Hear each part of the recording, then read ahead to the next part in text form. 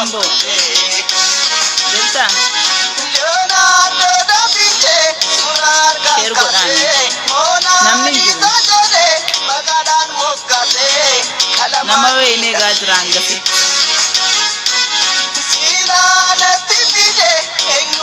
obsi obbalesi kiya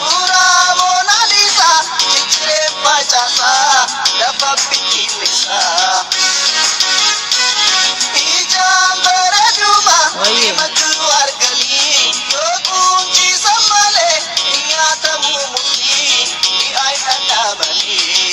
abdi getacho livi rajra ambarre bara sonni jiratu bare bodde senayu ala amadani chatun gurratuma gurrati konkona bare dikeuma share godati me ummata nu fisida kanke ajaibuma wasni yasi yoma unda se gabar andala to kotunu jalami amte jirti ko etke satti amma garabi yair gus demna ne share goda nama gargarun nama to taw qofatu gaada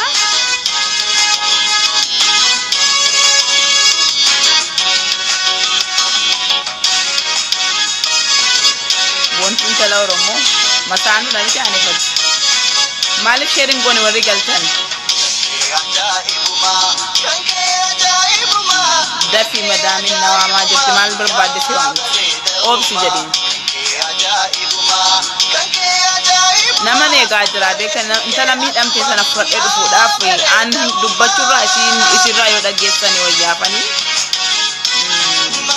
me share godati isir masinin fida urati kokora ogarari pata adinari pata kanke ajaibuma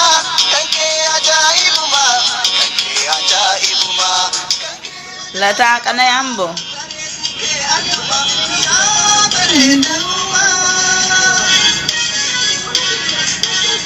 sirba bareda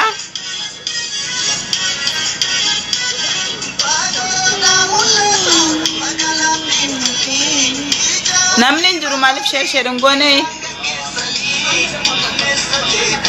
warra انت عبدي جيتاچو جلا جلا نقاتي قرتي ماتي كتاب الليل اونلاين رجتي جلا فردا كنت حتى ترتاحي بالنوم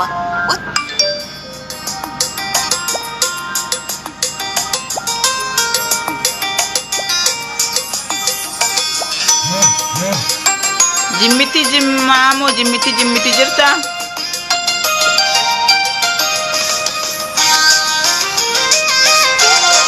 aperra ko tiserlo kanal mai kala oh my god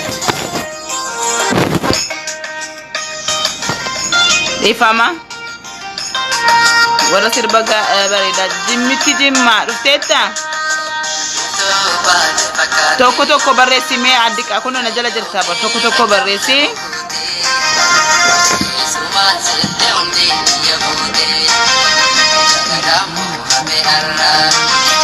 namni njuru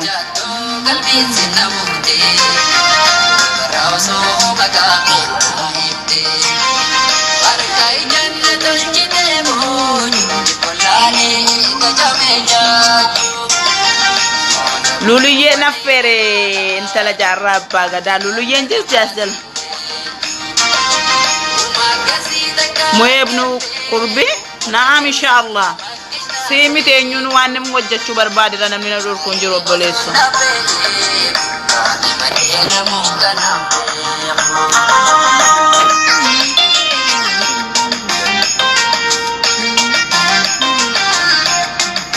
حبيبتي سيرجي جرا جمتي جمّا أي أنجا سيسين تترجي رافع السلام عليكم ورحمة الله وبركاته الشماء arkafune jirajirtu ilmana ya baga jiratani jirachun wa hunda cala yo jiranne wala garra yo jiranne wala rabsina yo jiranne wal jalanna yo jiranne wal timufanna kanafu jirachun wa hunda cala janna mata duren kenya oso mata ejuru oboletin kenya amma sir jala jirti makansi samira jadamti dalattu godina jimmati asirratti FB'n sillee jimmitti jimmaa jedha akkata saantalli kun erga dhuftee waggaa tokko geessee jirti akkuma dhufteen egaa argitanii gaafa waaqni nama qabee marga lafarraan nama qabaa jedha Oromoon miti re'aalamammaako akkuma dhufteen kun waggaa geesseetti intalli kun kafiila jalaa baatee suma gaa beektanii rakkina mana kafiilaa keessa jiru sana baqattee rakkoodhuma sana keessaa bahuudhaaf mana madaamaatti baqattee baatee suma jirtu akkatasaa miila kana dhukkubsattee millisi kuni akkati ta'e akkuma argitanii bakka sababumatti ta'ee titiyaanusii qabamteetti seergee jira bibtii kokonosi ammallee deebise seerga titiyaanosiidha millikee kun laazim cituu qabaa jedhaniini intalli kuni mana yaalaallee deemtee tokko ergisamira ammallee deebiti jimmiti እና millikee kun cituu qaba yoon cinnee titiyaanosi sitti ta'e jira yookaan gara miila bira yookaan immoo gara jismii keetti faca'uu danda'a jedhamee mucaan kun akkuma millisin dhibamee jirullee sukkaara qabamtee jirti jedhanii naammallee beektani gaafa rabbiin nama qabooma hunda namarra daddabala amma intalli kun akka kana dhibamtee jirti amma asteessellee wallaanamuudhaaf akkuma isinitti mee waraqatan qabdu erga dhufteellee waggaadha biyya ormaa kana waggaa tokko dhuftanii of dandeessanii dhaabbachuu dhiisaati baay'ee rakkisaadha gaa waa'ee biyya ormaa isinitti himu amma mucaan kun gara biyyaa hagaltuudhaaf gara biyyaa galchuudhaaf ganaallee hidhamtee mana hidhaa keessatti illee rakkoo jirutu isinuu beektanii mucaan waa tokkoon qabdu qulqulluu harka qulqulluu erga dhufte waggaadha isiniin jedhee jira gaafa dheengadda biyyi kun Kuwait banamu dhufte homaan qabdu intalli jechuudha kunoo afaan isirraa dhageessanii samoo ko si ergee jira baraabibti ammallee si ergee jira anna intala kana gara biyyaatti erguudhaaf as Kuwaitiin jirti ammallee kunoo hojii hiiktee qaata dhukkubsattee mana yaalas deddeebifamaa jirti waa tokko miila qubaa gaafa jalqabu miila qubaa guddaarraan eegalee miilli akkanatti dho'ee jira suuraalee isinii maxxansuu barbaada garuu hin barbaachisu namni baay'ee jechuun anillee yeroon arge kana baay'ee jismiin kan koo samii jimmitti si fergee jira ammallee rakkina neetworkii taa'amee millisi baay'ee miidhamee jira jechuudha amma kaleessa illee kun akkantinaa wayii ta'ee baay'ee na dhukkubaa ture naan jettee hadhanatti maa turte akkaawuntii illee biyyattii ijoolleen suudii rabbiin jaraafaa ta'uu akkaawuntii bananii fi jiru anillee ijoollee Kuwait keessa jirtu kun ijoollee hangam beeku hangan itti dhiyeenya qabu ijoollee illee haasofsiisaa fi jira hanga dandeenyuun tala kana biraa dhaabbannu womallee jechuudha biyya gallaanillee rakkoon hin jiru alhamdulillah biyyi keenya inni nu wal gargaara garuu hanguma deemteellee finfinneerraallee hanguma gara intina kana garuma biyyaatti ceetuutti woma finfinnee keessatti illee deemtee hospitaala adda addaatti miila kana ilaalamtee cituurraallee tuma qoricha argatte itti fayyadamte kan jedhuuniin ijoollee as Kuwaitiin keessa jirtu akkuma walitti dhiyeenya jirtanuu muntalattiin bakka siin jirtullee gara keessaatiin dhuftanii dubbisuu dandeessu bakka siin jirtu siin erguu danda'a adaraa intala kana haa gargaarru akkuma dhufteen rakkoo kana keessa buutee amma immoo miiluma dhufteen immoo deebitee gara biyyaa galuudhaaf jedheetan waamicha isinii dhiyeessuu barbaade kuno ammallee afaan isirraa dhageessanii waan dubbatamu kana jedheetanii isinillee isinii fudhadhee dhufee ture intalli hin jirtu kunooti shabakaan qabdu natti fakkaata mee Facebook ijoollee biraatiin seenii obboleetti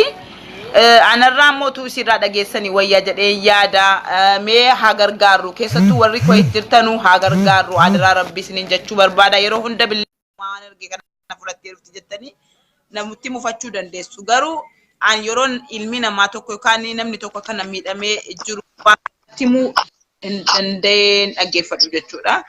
Assalamu alaikum. Wa alaikum assalam wa rahmatullahi wa barakatuh. Akka Kam naguma? Naga alhamdulillah kam. Kam. Fayya alhamdulillah. Sure. Alhamdulillah. Aisha. Okay. Malta. Diyoon galee garuu yaada keellee barreeffamata duree malee waan itti dubbataa oolte garuu nu banne maarraa dubbataa Miidhuma fi televiziyoonaa kenna. Akkaawuntii intalatti isinii maxxansa warri as jalatti akkaawuntii naan jettanu akkaawuntii isinii maxxansuu nan danda'a. Warri Kuwait keessa illee jirtanu akka dhiyeenyatti bakka isin jirtu dhaqanitti gargaaruu dandeessu. Alaa kulli haalle egaa nama ta'u nama gargaaruudhaaf fi nama ta'u qofatu gaadha. Amman tala tokkotu akka kana dhukkubsattee jirti Kuwait keessatti. Ayyee. Ijoollee dhalattuu Jimmaati erga dhufte waggaa tokko geesseetti. Miila kana qabamee miilli kun gaafa qabu qubuma tokkorraa eegalee gaafa deemte mucaan kun qubni kun fayyuu didee gaafa sin deemtee ilaalamtu tokkoffaa sukkaara qabdaa jedhanii lammata immoo miilli kee kuni titiyaanosii qabamee jira cituu qabaa jedhanii beekte. Mucaan waraqata hin qabdu erga dhuftee waggaadha wanti isin hojjattee hin jiru harki duwwaadha baay'ee tokko nama gaddisiisa. Amma asitti illee teessee wallaalamtee akkasiin illee fayyitu yookaan jedhame miilli laazim cituu qaba naan jedhanii isin immoo miilli akka cituu hin barbaanne. Ani akkasiin gara biyyaa galtuutti ijoollee illee as keessatti ijoollee haasofsiisaa jira. Ijoolleen Suudii jirtullee maashaallah rabbiin jararraa haa jaallatu akkaawuntii illee.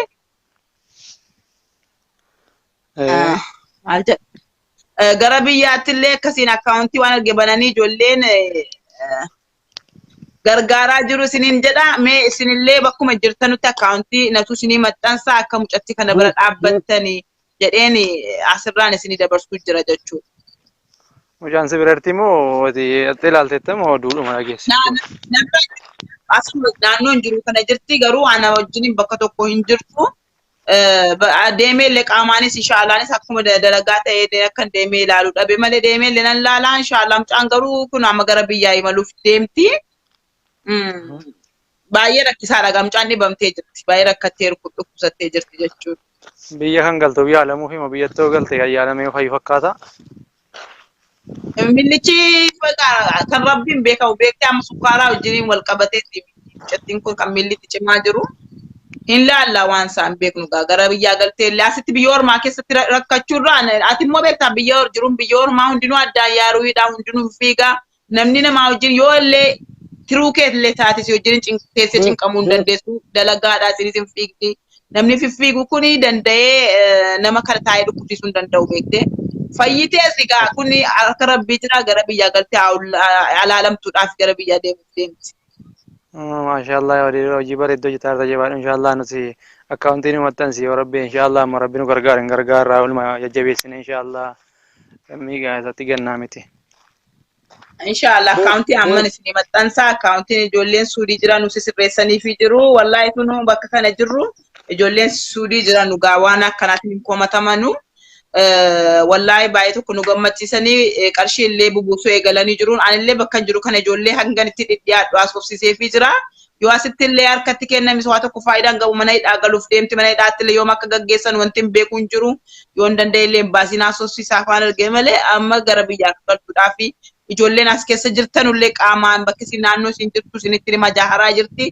Akkasin deemtanii gargaartanu hin jedha isiniin hin jedha atillee yaada yoo qabaatte dabarsi yoo yaada hin qabaanne namoota biraaf isin illee jala jirti. Akkasin galtee illee uummataaf rakkoo si himattuuf hin godha. Okay, maa mucaa waraqaan qabdu maa galte qaraxaan hin galtu? Laa waraqaan qabdu talee erga dhufte waggaadhaa isinuu manni isin dhuftee kun rakkoo qaba ture kanaaf manichi gattee baate. Wallahi ammaa fi rakkoo cimaa keessa jirti. Okay, inshallah rakkoon qabu hin gargaarra inshallah jajjabaadhu nama biraati carraa kenniga. Ayyaa galatoonni. Thank you. Jirtaa jimmitti yoo jiraatti tokko tokko ergadhu. Kanaafuu ijoolleen hin gargaara naan jettanii gara keessaatti na dubbisaa. Dalagaa guddaa dalagaa. Amma jiraatee dhufee waan isin irra jirtu tatu irra caalaa beekaa.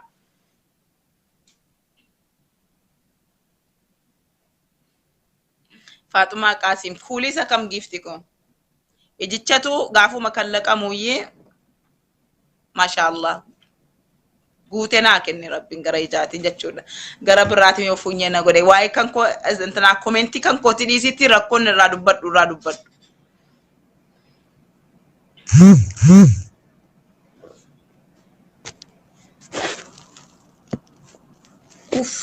Sorry Fuad Sultan.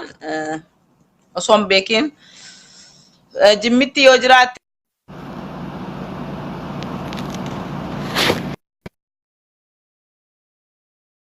jimmittiin amma dhuftee kaatee neetworkiin qabdu natti fakkaata ammallee keessaan dubbisee ture haasa'uu hin dandeessu beektanii miilli kun yoo nama qabu qeensi illee yoo dhakaan nama dhaye akkamitti nama dhukkubaa waan beektaniif keessaan dubbisee ture inni dhukkubsatti sagaleen hin jiru. Naanaasa'uu illee hin dandeenye asirratti illee ibsitu rakkoo keessa jirtu akkasiin dubbattu taasisee ture. Neetworkiin qabdu natti fakkaata.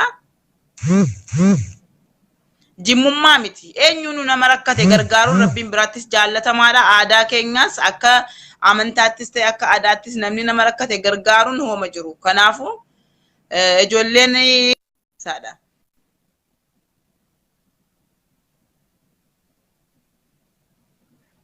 Boy Oromoo King. Sagaleen hin jiru? Ijoolleen sagaleen hin jiru naan jettan.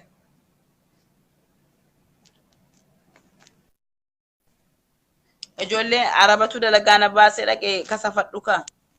Baasii qabda miti? Maqaasim. Ani eenyullee haa ta'u eenyu nama rakkate gargaara. Nama rakkate gargaaruun Rabbiin biraattis jaallatamaadha.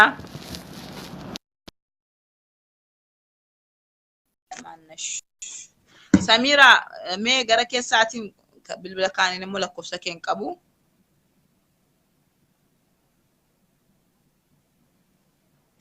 Sagaleen hin jiru? Warri sagalee naan jettan.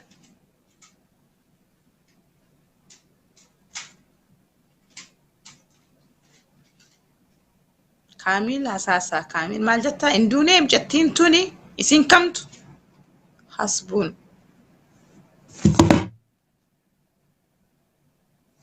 Sagaleen hin jiru kan jettan eenyuun nimee? Sagaleen koo hin jiru? Sagaleen nagaamu?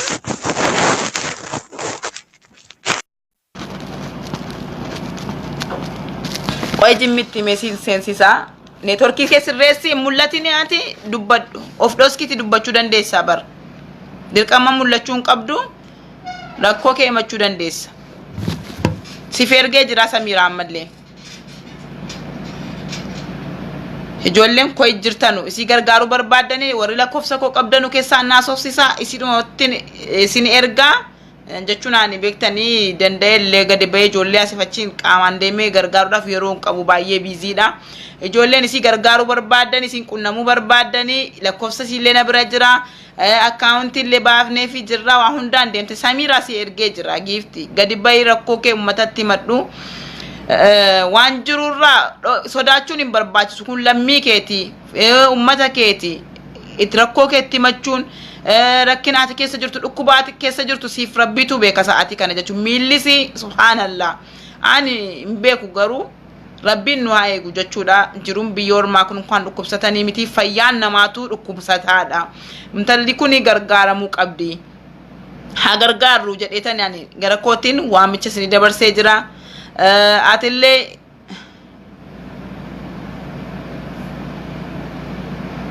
insobu jetta aanaan immoo namaan biraatini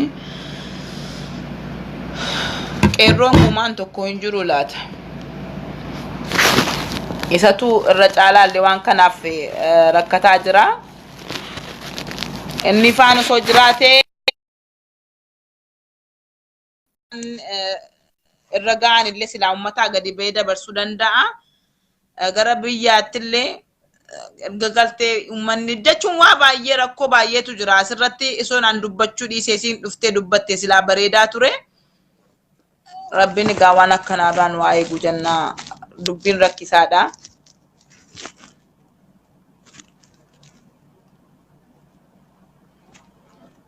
Ijoolleen yeroo isin ergee na biraa rakkoon isin biraa Allahu alam. Deebistanu garummoo tokko tokko ergitu bannaataatti hojii qabna waan dubbattan dubbadhaati waan dhufneef hojjannee wal biraa adeemnu isidaan yeroo lama yeroo sadii ergee ture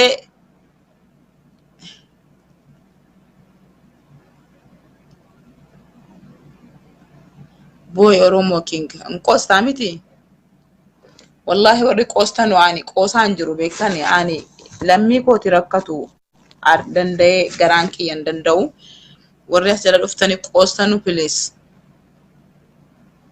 Hayyee galatoomii beest Khairuddin Faris. Sagalee ko kan jettan waan sirbaan jiru waan hin dubbadheef hin dubbadha.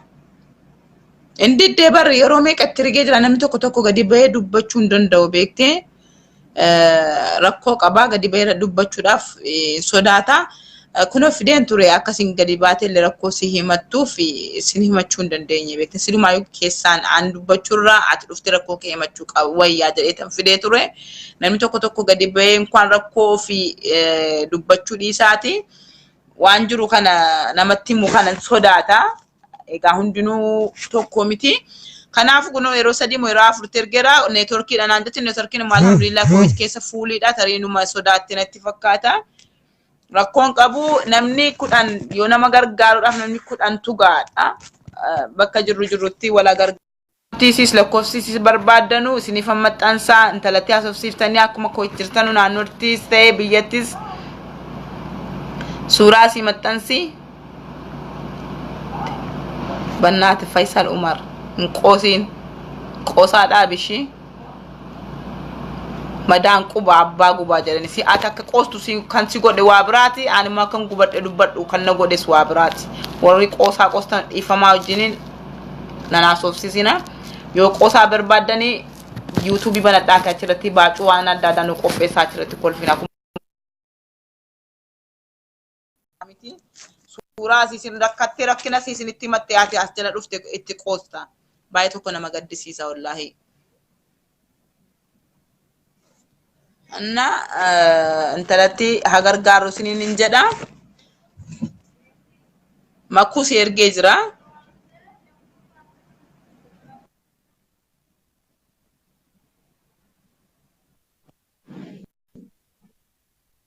neetworkiin na biraallee rakkisaadha natti fakkaata namaan galu ijoollee sheer godhaati bilis ijoollee gargaaruu dandeessutti.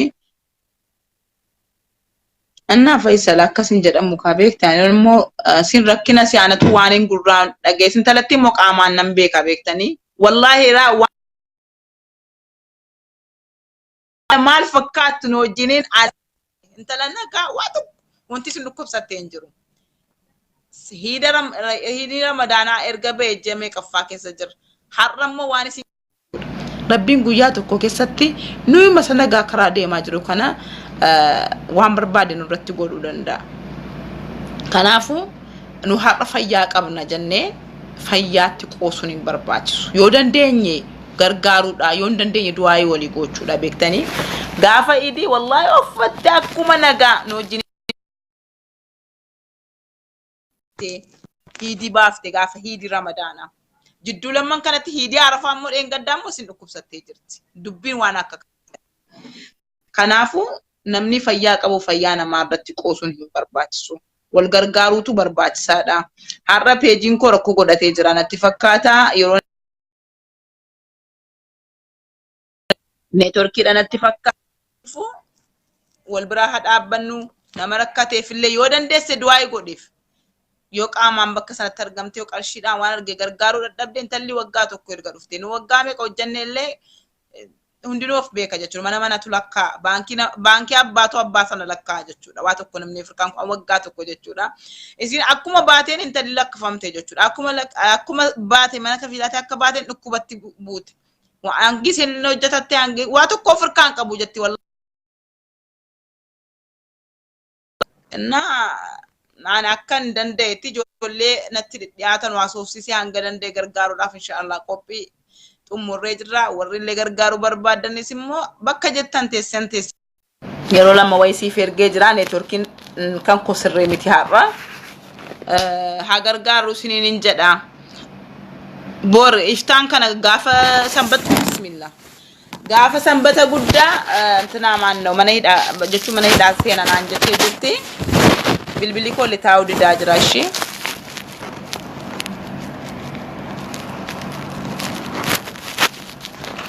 ifama bilbili koo litaa'uu didaa jira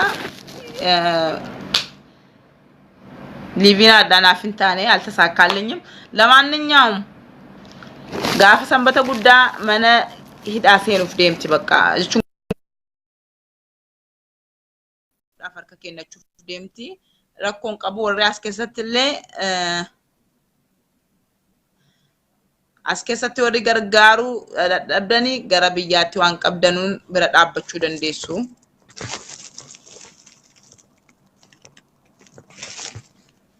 Eliyaas Hasan Firgee jira. Haa gargaaru suniin jedha galatoomaa warri as jalallee teessanii na daawwataa jirtanuuf na dhaggeeffataa jirtanuuf sheer godhaa. Ijoollee nama gargaaruuf qophii xumurtee jirtu bira naagaa. Egaa ajandaan yeroo tokko beektan yeroo feesbuukii kun qabbanaa illee nu gara kaayiriitti waan nama tokko waamuun diinaarri tokko jechuudha. Ruub diinaara yoo baafte siif ajriidha siifillee jechuun wallahi hello abi assalamu alaikum.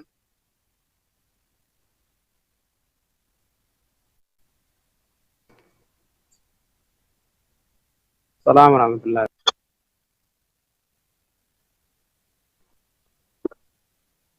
Shabakani sibra rakkoo jiramoo habitin nagama.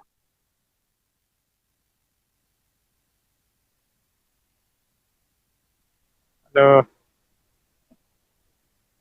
Ayi habit dubbadhu ka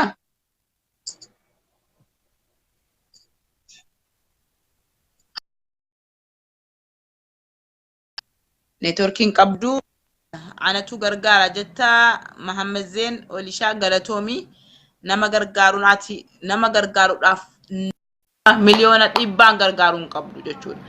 Yoo ati ruuba sumuni yoo gargaarte inni sumuni gargaareef inni miliyoona gargaare rabbiin biratti darajaan isaa tokkum wal qixa jechuudha. Kan sirraa eegamu nama sana gargaaru qof.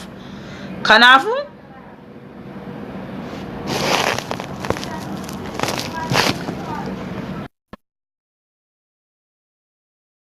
obboleettii keenya bira dhaabbadha.